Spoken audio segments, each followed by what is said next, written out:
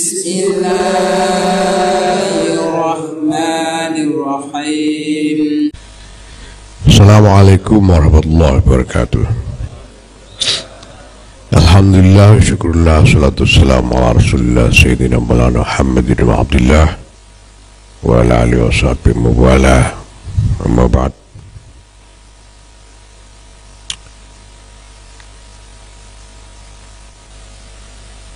Bapak sekalian, para kiai,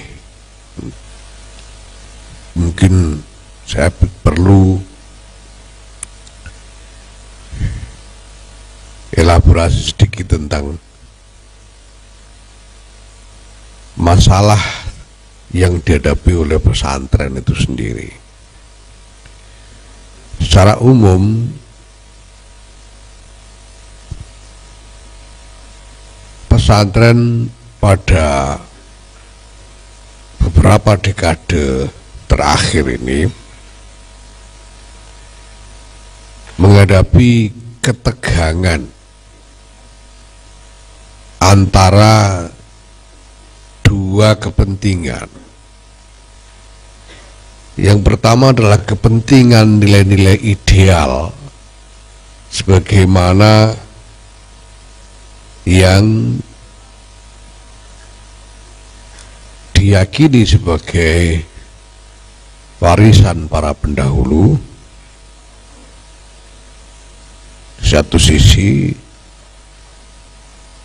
dan di kutub lain adalah kepentingan untuk melakukan sofistikasi kelembagaan mengingat berubahnya lingkungan dan munculnya kebutuhan-kebutuhan baru.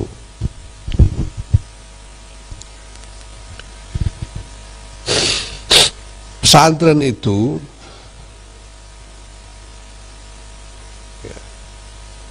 kalau kita bicara tentang nilai-nilai ideal yang dianggap merupakan warisan dari para pendahulu, maka kita mengacu kepada asal-usul pesantren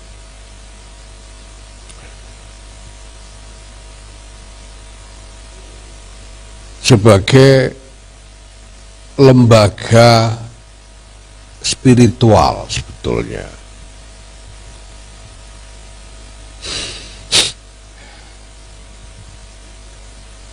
Makanya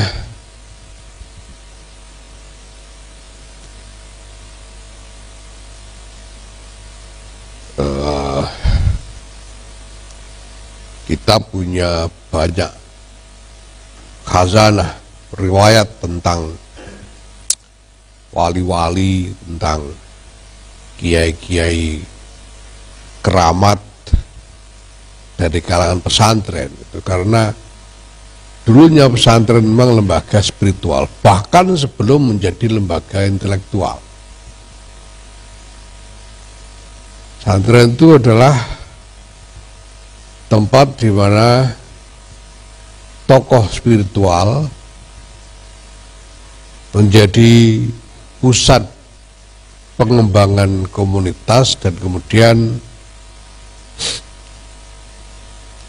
menarik santri-santri yang ingin berguru secara spiritual.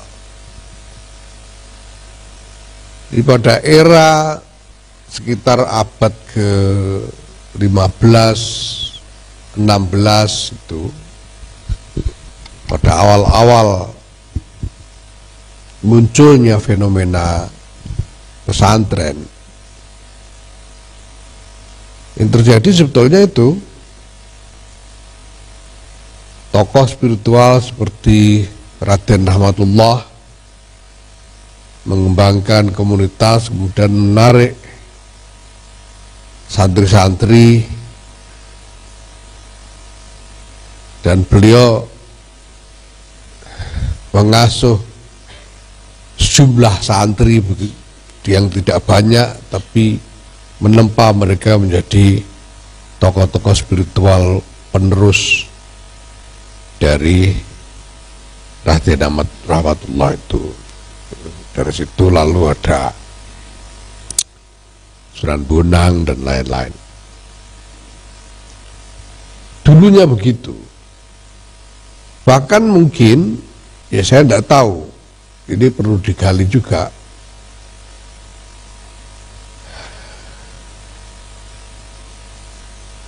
Khazanah dari wacana pesantren pada era itu memang khazanah spiritual.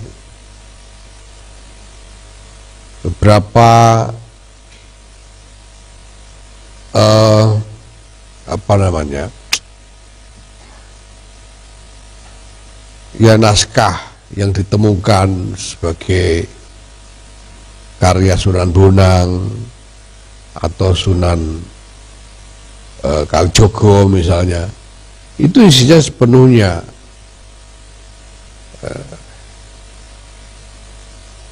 wawasan-wawasan spiritual, tasawuf, suluk-suluk itu.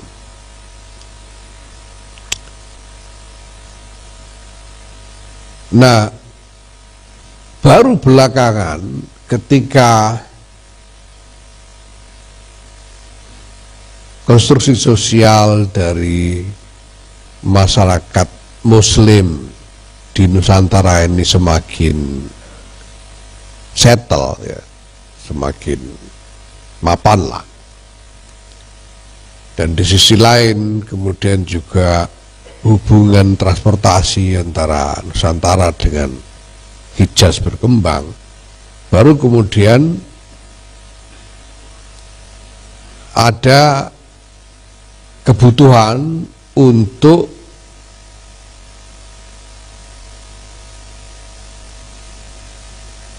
mengambil lebih banyak rujukan lagi dari sumber Islam itu sendiri, yaitu dari Hijaz.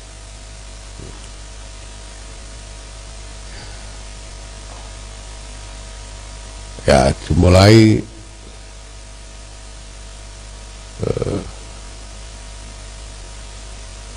yang paling menonjol saya kira mungkin adalah era Kiai Nawawi Banten yang kemudian secara ekstensif mengembangkan wacana-wacana yang lebih akademik dan lebih mengarah kepada syariah fikih.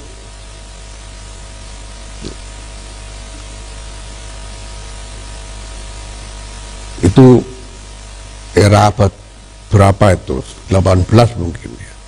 Abad 18. Nah, sudah itu semakin banyak kiai-kiai yang pulang dari Hijaz dan kemudian mengembangkan wawasan akademik yang lebih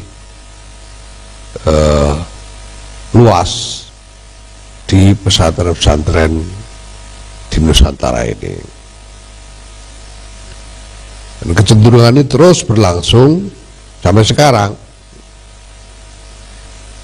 Bonansa akademik pesantren yang pertama mungkin terjadi pada sekitar akhir abad ke-19 dan awal abad ke-20, ketika sesudah terusan Suez dibuka dan kapal api ditemukan, kemudian ada gelombang besar santri-santri yang belajar ke Hijaz dari Nusantara ini. Itu generasinya sekitar generasinya Kiai Mahfud Permas, ya. Kemudian disusul generasinya Kiai Hasyim Asy'ari dan lain-lain sampai sekarang. Pesantren-pesantren yang sekarang ini di lingkungan Nahdlatul Ulama tumbuh menjadi pesantren besar, itu adalah pesantren-pesantren yang ditunggai oleh tokoh-tokoh dari generasi ini. Generasinya Kiai Mahfud Permas, seperti Kiai Demyati di Termas sendiri. Kiai Mahfud nggak pulang, tapi Kiai Demyati pulang dan mengembangkan pesantren Termas. Kemudian Tebuireng sendiri Kiai Hasyim Asy'ari, Kiai mana Banyuwangi itu ayahnya Kiai Anwar Iskandar itu lupa, Banyuwangi, kemudian juga Lirboyo dan lain-lain, ini dari generasi ini.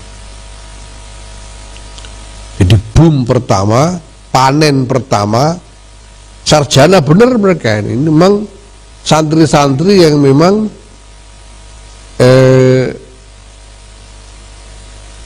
menempuh jalur kesarjanaan di dalam ilmu-ilmu agama, walaupun belum ada titel-titel kayak sekarang gitu. Tapi jelas bahwa generasi itu memang santri-santri pada generasi itu ini mengejar ilmu dengan etos kesarjanaan. Terus sebabnya awal abad ke-20 itu sudah ada fungsi semacam pesantren tinggi atau pesantren paripurna yang menjadi muara akhir dari santri-santri senior yang seringkali jadi ada 3 pesantren waktu itu yang punya spesialisasi masing-masing, dianggap sebagai semacam perguruan tingginya pesantren lah. Yang pertama Tebuireng itu dalam ilmu-ilmu hadis, karena Hadratus Syekh adalah seorang muhaddis.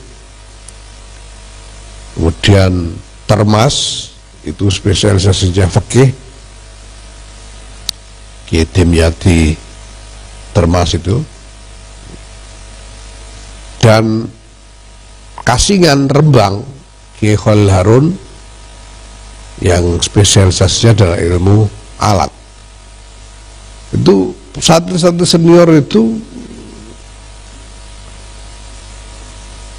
ketika sudah merasa cukup dengan pembelajaran di berbagai pesantren lain, itu mengakhiri biasanya dengan mengaji di ketiga ini semuanya. Makanya dulu kiai-kiai pada generasinya, ya generasi kakek saya, generasinya Kiai Ali Maksum, itu Kiai Hamid Pasuruan, Kiai Makhrus Ali, generasi itu mereka semuanya bertemu di pesantren yang sama, Tebuireng, Termas, dan Kasingan, semuanya. Jadi sudah mengenal sejak, sudah saling kenal sejak di pondok. Dan seringkali mereka datang ketiga pesantren besar ini, pesantren paripurna ini, sesudah pulang dari Hijaz. Sudah pulang dari Hijaz baru datang ke sana. Jadi kayak Kiai Hamid itu pulang dari Mekah baru ke Kasingan. Kiai Ali Maksum juga begitu, dari Mekah baru pulang dari Mekah baru ke Kasingan. Kakek saya sendiri walaupun sejak kecil memang di Kasingan, ya, kemudian belakangan ke Tebuireng untuk mengambil sanad Bukhari Muslim dari Hadratus Syekh, kemudian ke Mekah, dan habis Mekah, dari Mekah ya balik ngaji lagi di Kasingan, seperti itu dulu itu. Di situ mulai ada tumbuh tren untuk mengembangkan pesantren sebagai wahana akademik pengajaran ilmu-ilmu agama, walaupun tapi masih dengan sangat kental mempertahankan etos awalnya sebagai lembaga spiritual. Di kiai-kiainya pada waktu itu selain sungguh-sungguh mengejar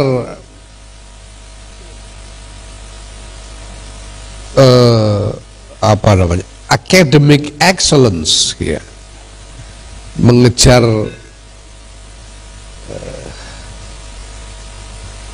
kesempurnaan penguasaan akademik terhadap wacana keilmuan itu, beliau-beliau itu juga mengejar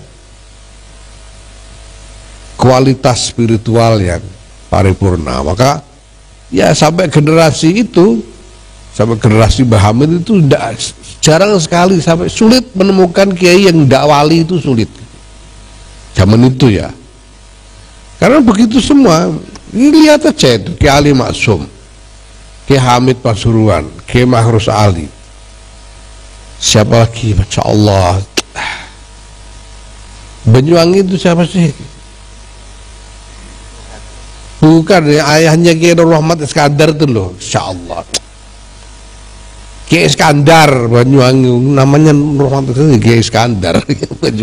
Kiai Iskandar Banyuwangi, Kiai Jazuli Ploso, Kiai apalagi ya, Kiai Hasyim Asari sendiri, Kiai Hafazullah, Kiai Bisi Sansuri.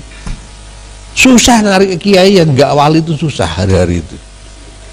Susah, mana yang nggak wali itu, kayaknya wali semua gitu.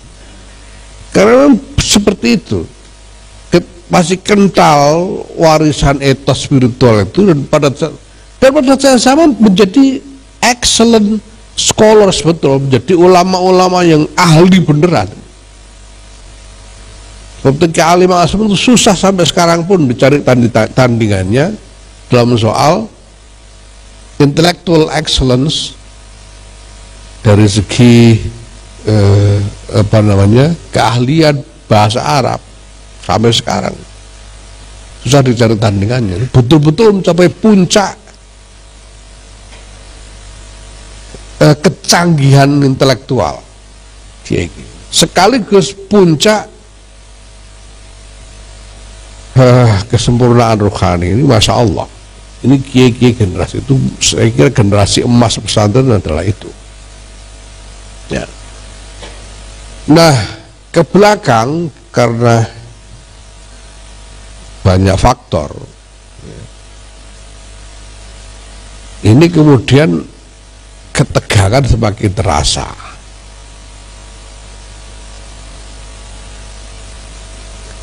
Dalam berbagai wujudnya.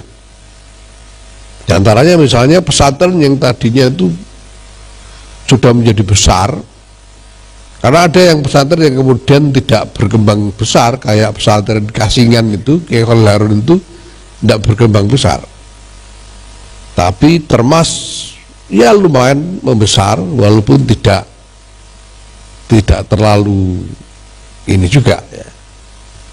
Tapi Sidogiri misalnya terus membesar sampai sekarang, sampai jadi raksasa.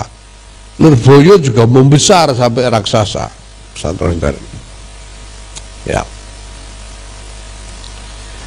Nah, di situ kemudian muncul kepentingan untuk melakukan sofistikasi lembaga, bukan hanya karena kepentingan mengelola ukuran unit pesantren yang semakin besar. Saya itu dulu itu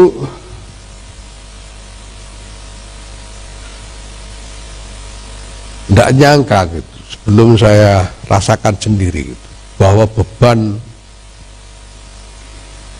memangku pesantren itu luar biasa, luar biasa.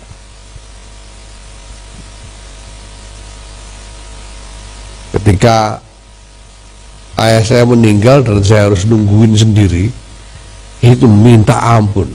Padahal itu santri tempat saya itu cuma sekitar 500-an, maksimal 600. Itu minta ampun, harus jungkir balik nak karu-karuan untuk apa ya, mendapatkan sumber nafkah bagi santri itu sendiri, karena tidak mungkin minta nafkah dari santri, wong ini anaknya kere semua gitu, itu susah. Kita yang harus carikan nafkahnya pondok itu, minta ampun hanya dengan 500 santri. Sekarang bayangkan seperti Sidogiri yang paling tidak ada 15.000 santri. Lirboyo juga lebih dari 10.000. Kerapiak sekarang berapa? 7.000-an.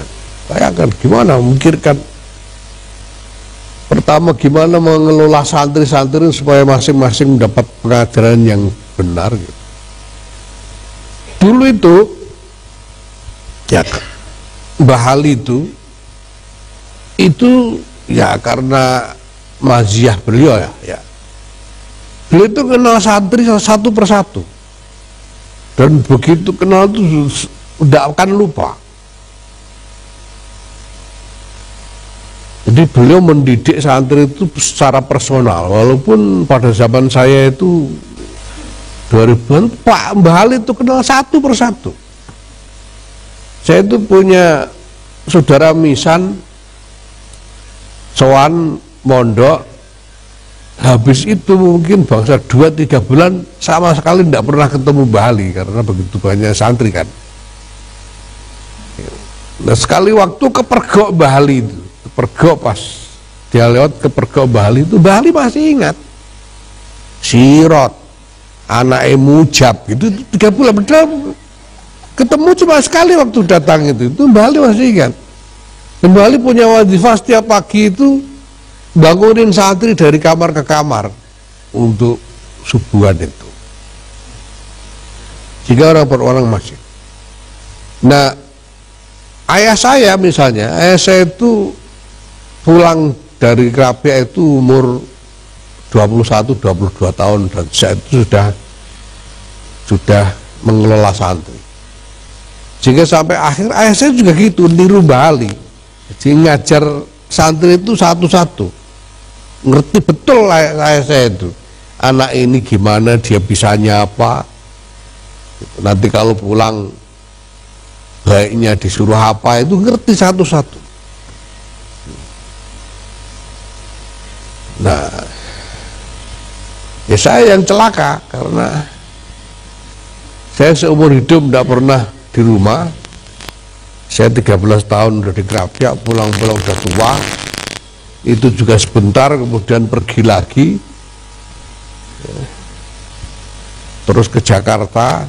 Baru setelah ayah saya wafat, saya pulang, tahu-tahu ada sekitar 600-an anak yang saya tidak ngerti sama sekali ini siapa orang-orang ini. Kadang-kadang orang datang itu ini santri apa bukan itu, saya mau nanya juga gak enak, jadi repot sudah. Nah ketegangan ini terus meningkat sekarang antara kebutuhan sofistikasi lembaga untuk memenuhi hajat yang memang nyata ya, hajat yang memang waqi'iyah lah gitu.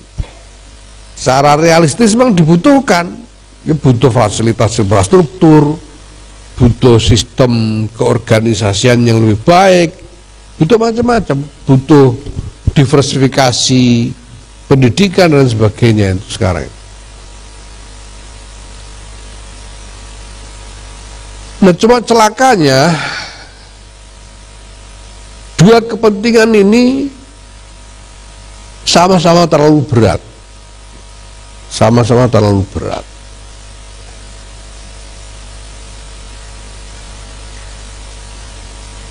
Jadi kiai-kiai itu kalau disuruh mikir kebutuhan pondok sekaligus mengembangkan kualitas spiritualnya, itu sudah, saya tidak tahu ada berapa orang yang mampu melakukan secara bersamaan. Nah maka sekarang ini justru yang terjadi, kalau dulu itu susah nyari kiai yang bukan wali, sekarang itu nyari wali susahnya minta ampun. Saya itu diantara godaan saya untuk kepengen nyalon ketua umum itu, saya itu pikiran saya dulu kalau jadi ketua umum biasanya diserawung wali-wali itu, pikir saya gitu. Karena biasanya begitu. Sekarang udah jadi ketua umum saya tengok yang wali yang mana, ini bingung saya. Yang datang tuh malah dukun-dukun itu banyak. Nggak karu-karuan. Nah, kenapa? Karena memang sulit. Dan ini menurut saya juga agak menyedihkan. Saya terus terang saja, ini mungkin sebagai autokritik ya. Sekarang ini makin banyak untuk untuk memoderasi bahasa ya. Artinya supaya saya tidak terlalu ganas dalam berkata-kata. Saya akan katakan bahwa sekarang itu sangat banyak kiai-kiai yang sudah tidak mikir prihatin soal kemaslahatan rohani dan lain-lain. Yang dipikir itu nyari peluang, kesempatan untuk dapat sumber daya, untuk berbisnis dan lain sebagainya. Untuk kepentingan apa? Mengembangkan lembaga. Kenapa begitu? Lah, memang desakannya kuat. Santri datang makin banyak, kakusnya kurang. Saya itu tinggal di Krapia itu setelah 10 tahun baru Krapia itu punya kakus. Serius. Jadi saya tahun 79 udah di Krapia. Itu cuma ada satu deret kakus saja untuk sekitar 2000-an orang. Itu minta ampun. Dan baru ada kakos itu tahun 89 ketika Krapia mau dipakai tuan rumah muktamar, baru dibikinin banyak kakos itu. Bayangkan itu, padahal desakan kebutuhan santri itu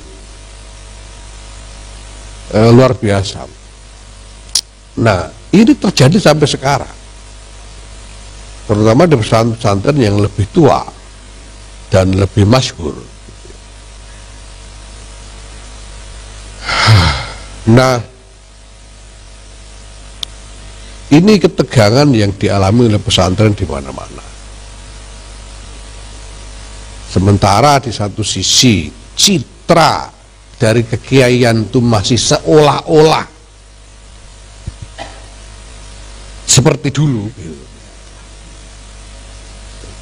Padahal sudah enggak seperti dulu gitu. Jadi aku sudah enggak seperti yang dulu lagi sebetulnya kiai-kiai hari.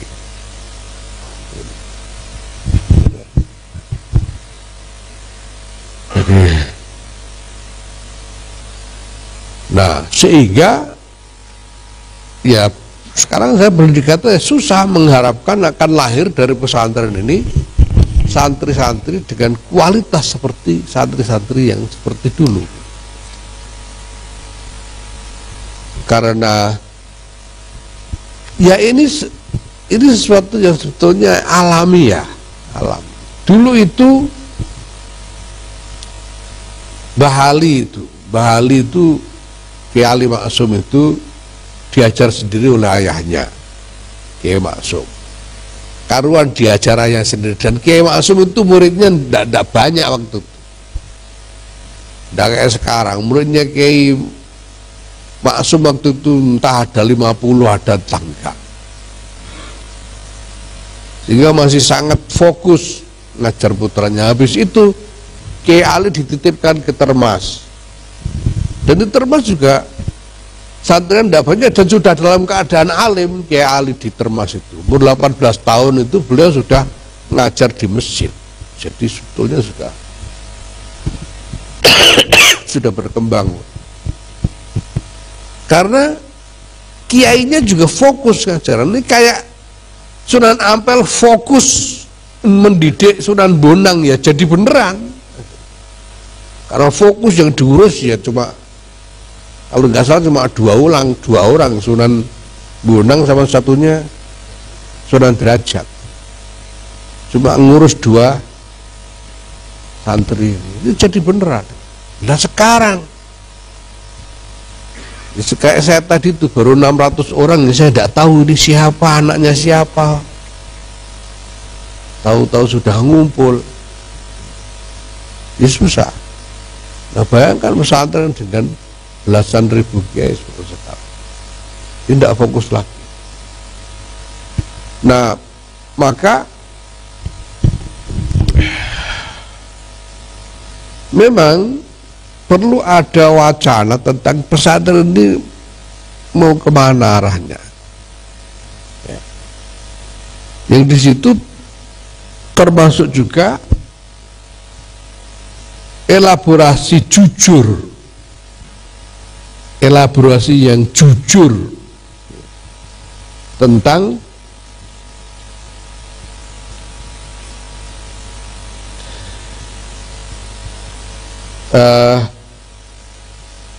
kualitas pesantren dari berbagai dimensinya. Jadi tidak perlu lagi misalnya kita ini sekarang ini kalau orang masih memuja-muja wah ya pesantren tempatnya orang bisa menjadi alim sekaligus keramat dan sebagainya, itu sudah tidak bisa begitu lagi. Kita harus berjujur lagi, kita harus berjujur. Pesantren yang berhasil mengembangkan metode pendidikan yang solid seperti Lirboyo, Kajen, itu metode pendidikannya kan solid sekali, sehingga mutakharijinnya itu standarnya terjaga betul. Jadi kalau mutakharij Lirboyo itu ya kira-kira gitu standarnya itu ya sudah bisa buka pondok, kira-kira begitu. Begitu juga Kajen misalnya. Kemudian mana lagi sekarang ini yang masih begitu, Ploso mungkin. Nah, tapi apakah masih mampu melahirkan santri dengan kualitas spiritual yang tinggi seperti kiai-kiainya dulu? Ya ini yang harus kita elaborasi dengan jujur juga, supaya orang juga tidak kecelek nantinya. Orang tidak kecelek. Ya, walaupun kita punya keyakinan yang mendasar lah. Terus misalnya begini, misalnya ya, ini keyakinan saya sendiri sih, keyakinan saya sendiri. Kalau pesantren itu kalau sanatnya itu mutasil, itu insya Allah selamat dari fitnah-fitnah yang enggak. Ya saya belum meneliti secara langsung ya. Ini sekarang kan ada banyak fitnah terkait pondok pesantren ini, pondok pesantren itu toh. Dan coba diteliti tuh sanatnya mutasil apa enggak. Jangan-jangan enggak mutasil. Karena saya yakin betul bahwa ya sanat itu, sanat ruhani itu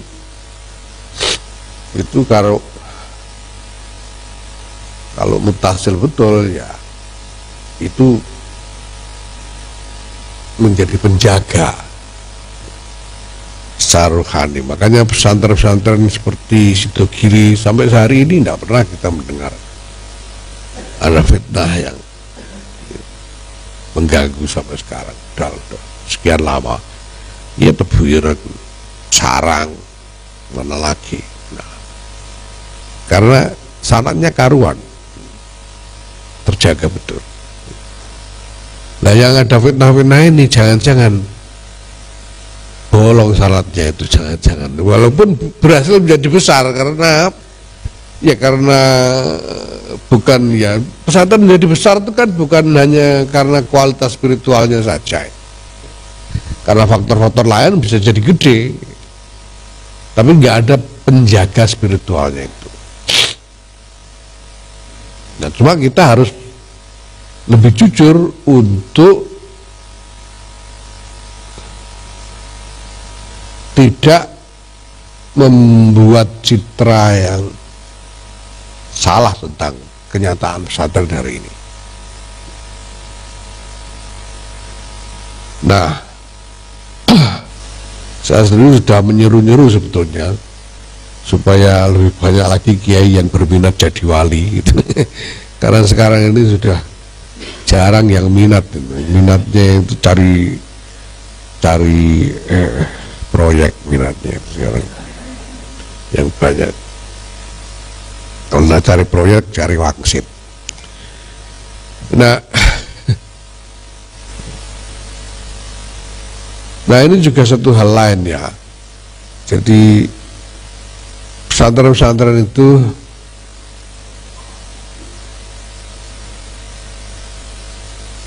bagian, saya kira sekarang ini masih mempercayai metode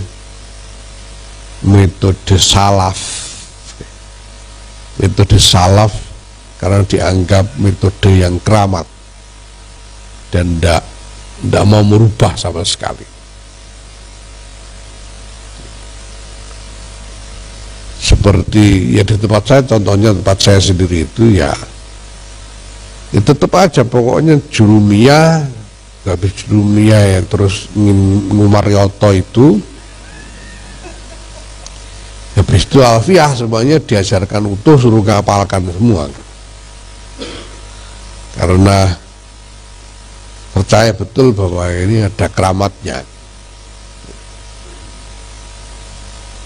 Nah, ya saya sendiri waktu itu ya tidak berani ngotak-atik karena takut kualat. Tapi kalau kita berpikir secara umum, apalagi mengingat kebutuhan zaman sekarang ini, mungkin perlu juga kita mengembangkan wacana tentang metode yang baru, yang lebih efektif. Sekarang ini kan banyak yang mengembangkan hal semacam itu dengan ya agak kompromistis sebetulnya. Misalnya dia tetap mengajarkan alfiah tapi cuma ngambil yang praktis-praktis kayak apa itu, amsilati ya, amsilati itu. Ada lagi yang mengembangkan sendiri metode untuk bisa baca kitab dengan metode yang sama sekali di-create sendiri. Itu ada teman saya di Jogja itu, alumni Kerapia, Pak Habib Syakur itu dia mengembangkan sendiri. Ya sumbernya, referensinya alfiah, tapi bukan lalu bicara soal bait-bait alfiah, udah langsung aja bikin metode sendiri. Nah, sebetulnya bahkan dulu itu Kiai Ali Maksum itu termasuk yang berani membuat metode sendiri, paling tidak ketika mengajarkan sorof. Jadi ada sorof Kerapia itu Bali sendiri yang bikin metodenya, lain sama sorof Jombang gitu. Jadi nggak pakai fa'ilun wadah maf'ulun, nggak ada pakai itu sudah. Fa'ala yaf'ulu uf'ul, fa'alan fa'ilun maf'ulun, langsung begitu hal itu.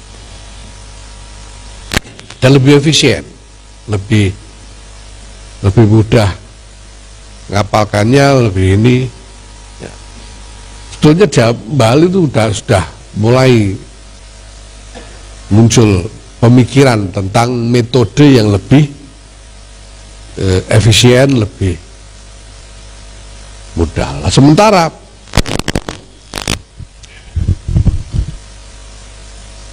banyak pesantren mungkin masih segan untuk berubah. Peloso itu saya kira mungkin susah diajak berubah metodologi dari alfiah ke metode yang lain, saya kira susah sekali karena jadi brand. Ploso itu brandnya alfiah, mau gimana? Kalau nggak alfiahnya hilang, terus plosonya di mana gitu? Kira-kira gitu. Nah, memang masih ada tantangan-tantangan soal ini.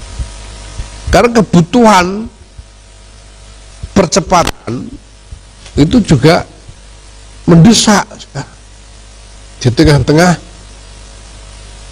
dunia yang makin kompleks ini. Gitu.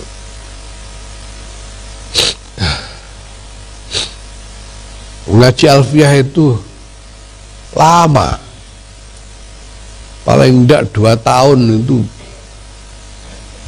baru bisa khatam, itu pun dengan ngos-ngosan itu 2 tahun itu bisa khatam makna murad sak isinya, itu berat sekali. Itu pun belum tentu lalu ngerti bahasa Arab loh. Belum tentu. Padahal sekarang ini sudah ada metode orang bisa belajar bahasa Arab dari buta huruf sampai pidato cuma 6 bulan itu sudah ada, asal fokus. Ada paket untuk Angkatan Laut Amerika itu gitu, dari buta huruf, nggak ngerti huruf, nggak ngerti alif Batak sama sekali, sampai bisa pidato, itu paketnya cuma 6 bulan. Terus sekarang bertebaran di mana-mana menawarkan metode pembelajaran yang efisien semacam ini. Nah itu lagi-lagi kan ketegangan antara nilai ideal yang diwarisi dengan kepentingan sofistikasi toh.